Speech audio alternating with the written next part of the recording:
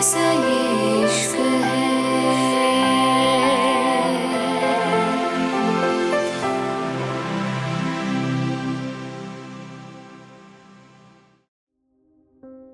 रिद्धिमान धीरे से चलता घर का अंदर आ गया था, जहां पहले से ही शमिता और कुणाल उसका इंतजार कर रहे थे। रिद्धिमान के देखते ही शमिता गहरी सांस लेते हुए बोली, रिद्धिमान। रिद्धिमान जो कि वघर के अंदर आ रहा था, हैरानी से अपनी मां को देखते हुए कहिए, मॉम। रिद्धिमान की बात पे शमिता जल्दी से उसके कांधे को पकड़ते हुए बोली, मुझे कुछ भी झूठ नहीं सुनना। रिद्धिमान, अगर तुमने मुझसे झूठ बोला तो अच्छा नहीं होगा। रिद्धिमान आराम से बोला, क्या आप भी अब मीडिया पे यकीन करेंगी मॉम? रिद्धिमान की बात पे शमिता गुस्से से बोली, और क्यों नहीं करूंगी मैं यकीन रिद्धिमान? यकीन ना करने वाली तो कोई बात ही नहीं है, क्योंकि मैं अपने बेटे को बहुत अच्छे से जानती हूं और मेरे बेटे ने आज तक किसी लड़की को छुआ तक नहीं। तो आखिर वो लड़की कौन थी जिसको तू अपनी बाहों में उठाए लेके जा रहा था? अपनी मां की बात पे रिद्धिमान गहरी सांस लेके बोला, मॉम, मैं अभी इस बारे में बात नहीं करना चाहता, इसलिए बेहतर होगा आप भी बात मत करें। इतना कह के वो अपने रूम में चला गया था और शमिता कुणाल की तरफ देखते हुए बोली, क्या सच में मीडिया सही बातें कह रही है? मेरा मतलब है, हमने देखा ना, वो कैसे उसको गोद में उठाए अंदर ले जा रहा है। कुणाल, मुझे तुम्हारे बेटे की बातें समझ नहीं आती हैं, वो चाहता क्या है आखिर?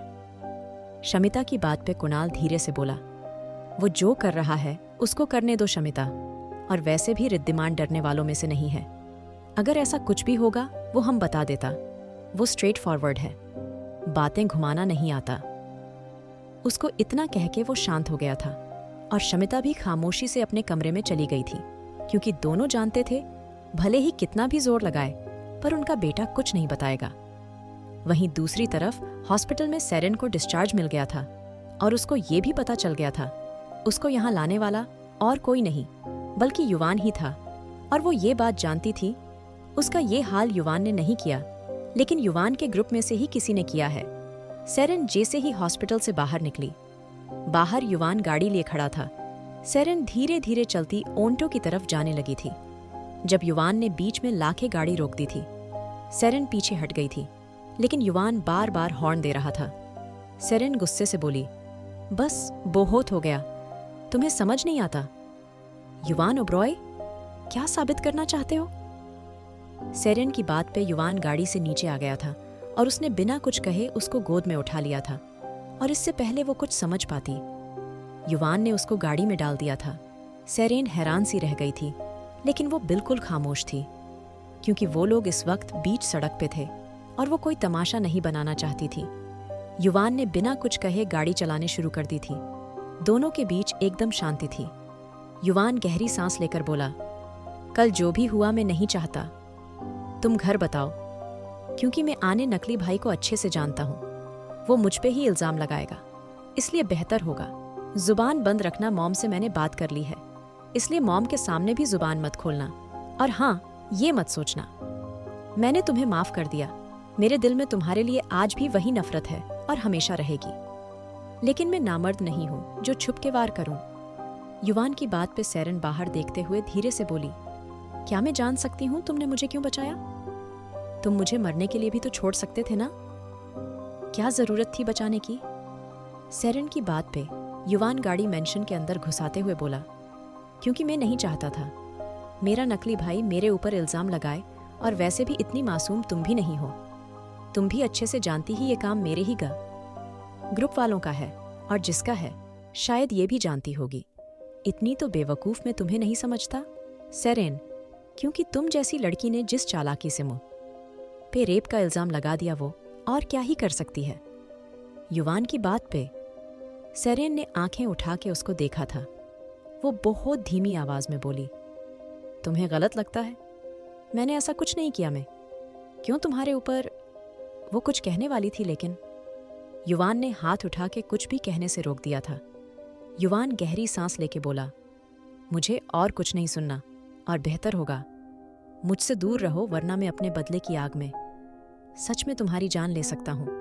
युवान की बात पे सेरेन गाड़ी से उतरते हुए बोली, मुझे यकीन है तुम ऐसा कभी नहीं करोगे, इतना कह के वो चली गई थी और युवान उसकी बात से हैरान था। सेरेन अपने घर में आ गई थी। उसको उम्मीद नहीं थी वो जिंदा बचेगी, लेकिन आज सिर्फ युवान की वजह से वो जिंदा बच गई थी। उसके दिल में युवान के लिए एक सॉफ्ट कॉर्नर आने लगा था। वो अभी कुछ सोच ही रही थी जब उसका फोन बजा था। उसका फोन पुल के बाहर गिर गया था। शायद युवान ने हो उसका फोन उसके कॉलेज बैग में डाला था और उसका फोन चार्ज था। आखिर क्यों युवान ने उसके लिए इतना कुछ किया था? वो यही सोच रहा था जब फिर से उसका फोन बजा था। ये नंबर अननोन था, पर वो जानती थी जिसका था मुंबई आके उसने अपना सिम बदल लिया था।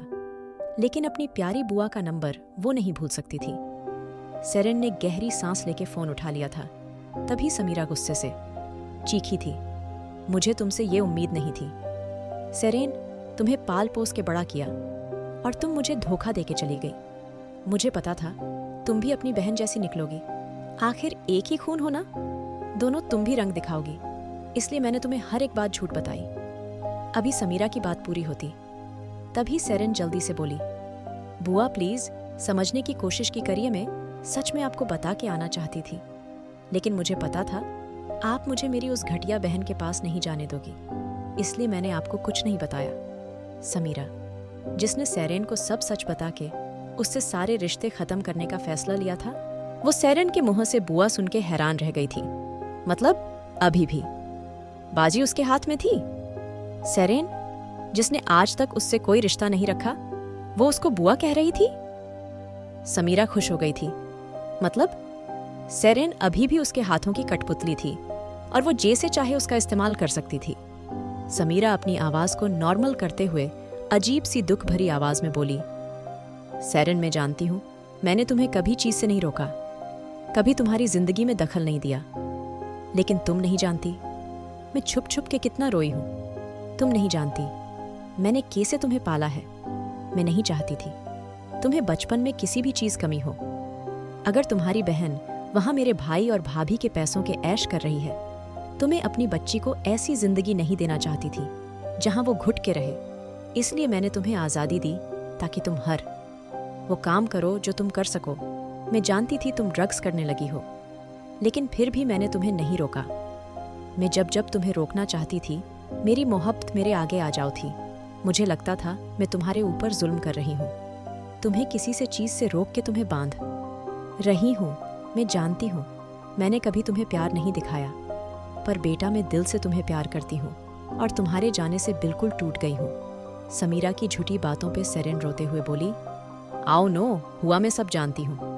मैंने अपनी आंखों से उस नाजायज को देखा है। मैं जानती हूँ आप हमेशा सही थी। शायद मॉम डैड भी उससे तंग आ गए होंगे, इसलिए उसने उनकी जान ले ली। मेरे मॉम डैड। सेरेन रोने लगी थी।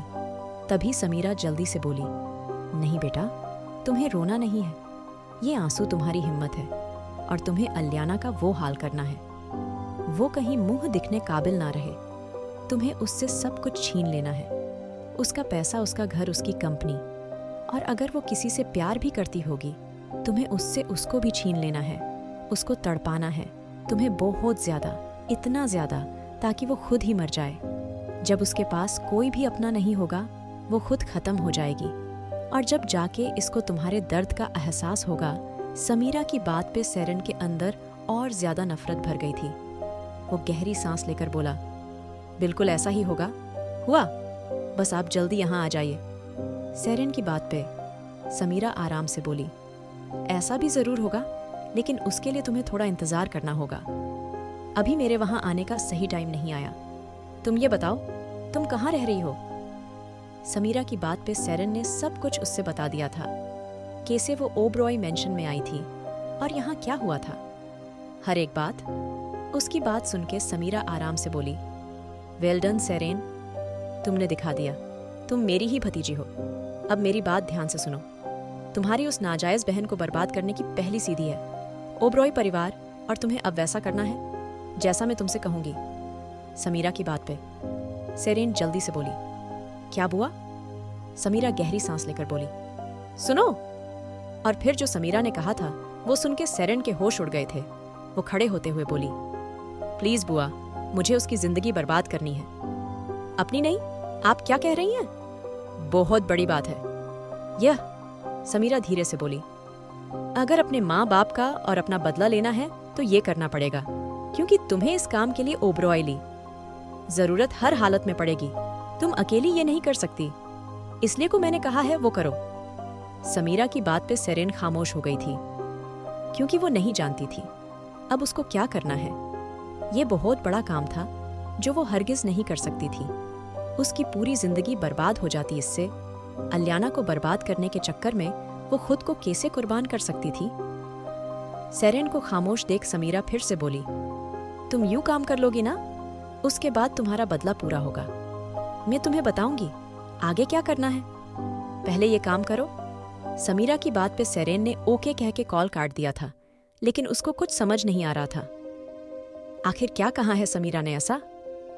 क्या सच में हो जाएगी अलियाना की जिंदगी बर्बाद? जानने के लिए सुनिए दी माफिया बॉस, अनवांटेड वाइफ।